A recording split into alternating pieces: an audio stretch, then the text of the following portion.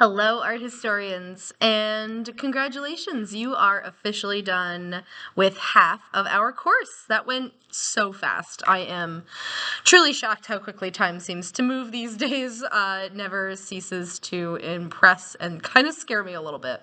So I wanted to provide you a quick little video summary of all of the great things that we worked on this week, and I also wanted to give you a little bit of a refresh as to some reminders and all that kind of good stuff. So let's first talk about our two quizzes. We had quiz 6 and 7, then we'll go to discussion, and then I'll talk about some reminders. So for quiz number 6, one of the questions that I wanted to address was the one about the north wind mask. And so the question was asking about what it is characterized by. And so that's kind of an important word for this particular question. And if you maybe didn't, fully process what exactly the question was asking, you might have been tempted to choose a different one of those responses. So some of you had looked at the elaborate featherwork in bright colors, and even most of you actually had written that potentially it's used in ceremonial dances and rituals. And so while that is true, the correct answer is its representation of wind and weather elements. So the question is asking about how the object is characterized, which means to ask how something, it means to inquire about key features, qualities, or defining traits that distinguish a particular thing, person, or situation. And so in this case, we are asking what characterizes the north wind mask, which is unfortunately very different from its function. And so though you might have been tempted to say that, yes, it is true, it's used in those ceremonial dances and rituals, this question was asking what visual characterization we are trying to find out here. So it's kind of one of those, yes, it's right, but there's a more correct answer, and this time based on the multiple choice question, what it is asking and the specific words within it. So then for the quiz number 7, Joseph Wright of Derby's A Philosopher Giving a Lecture at the Orrery. Some of you had written about the political power of philosophers as the response, but in this case, we are taking a look at philosophical and scientific exploration of the cosmos. So this piece doesn't have much to do with politics, though it is centered around the main character of a philosopher, and so that's why that response isn't 100% correct. Orreries are not religious. They're actually scientifically derived and utilized, so that is why there is no religious significance to those. And of course, even though this piece is about the world and place in space, it's not focused on like nature or natural scenes. And so that's why that response would have been correct. And there's only one left, which is the scientific exploration of the cosmos. So then this week, we also had a discussion, and I wanted to bring up one of my favorite little tidbits of information as well as a fantastic stand-up gig. Alex, you wanted to talk a little bit about Alex R., you wanted to talk about Washington crossing the Delaware, and I like that you wrote about just being able to really feel that immense patriotism, like kind of feeling within this piece. And I also want to mention, if anybody has seen the Shane Gillis stand-up, his bit about Washington it had me laughing so hard I wasn't making sound anymore, but apparently G-Dubs had really bright red hair. He was 6'2" in a time frame when the average height was really only around 5'7", 5'8", and the fake teeth that he wore were also created using the material of lead, which, when ingested, as one would wearing false teeth, can cause rabies-like symptoms. That's the guy boating across an ice-covered river on Christmas Day, which the British assumed no psycho would attack another person on a religious holiday, is some crazy tall dude with red hair and rabies-like symptoms and a sword. So there's a little image for you. Kind of adds a little bit of entertainment to a scene.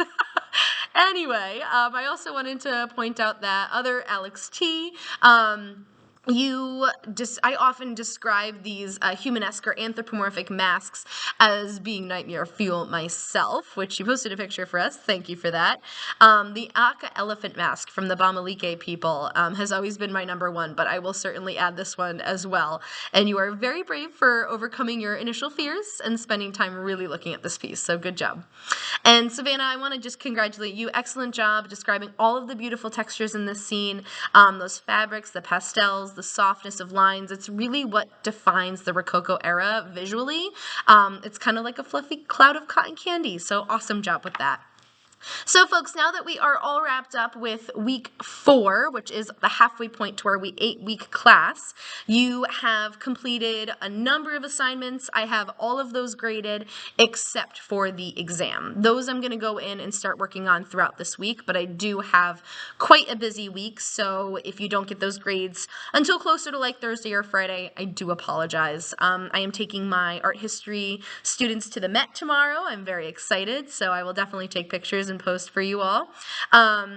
So I am going to work on the exam. A few of you had alerted to me to some of the multiple choice questions where the response was absolutely incorrect. And so the fact that you noticed that already shows that you are diligently learning and working on your notes and studying before these assessments. So first of all, congratulations. Second of all, thank you so much. I do really try to go through and make sure that all links and questions and things are correct, but things, of course, slip through the cracks, especially with something so large like this exam. So there were 3 multiple choice questions.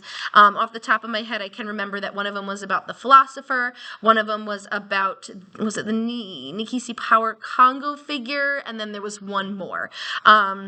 And so I did go in and correct those multiple choice questions. If they aren't reflected in your grade when you do receive the points back for those multiple choice, please let me know and I can manually go in and adjust your grade as needed. Of course, those questions that are then marked incorrect by the system are actually correct. So I'll make sure that that stays updated. So thank you so much for letting me know. And if any of these issues come up, folks, do not hesitate to reach out and let me know.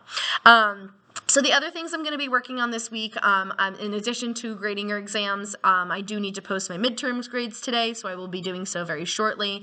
I also want to remind you that this, even though it is a odd week, you do have a possible writing assignment that you can complete. I did move it from week 4 to week 5 simply because I felt that was a little overwhelming with the exam, and so I wanted to spread it out a little bit more. So that will be due on Sunday, writing assignment number 2.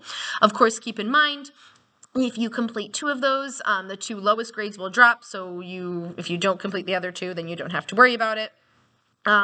The other thing that I do also want to make sure I am giving you all credit for a lot of really awesome hard work.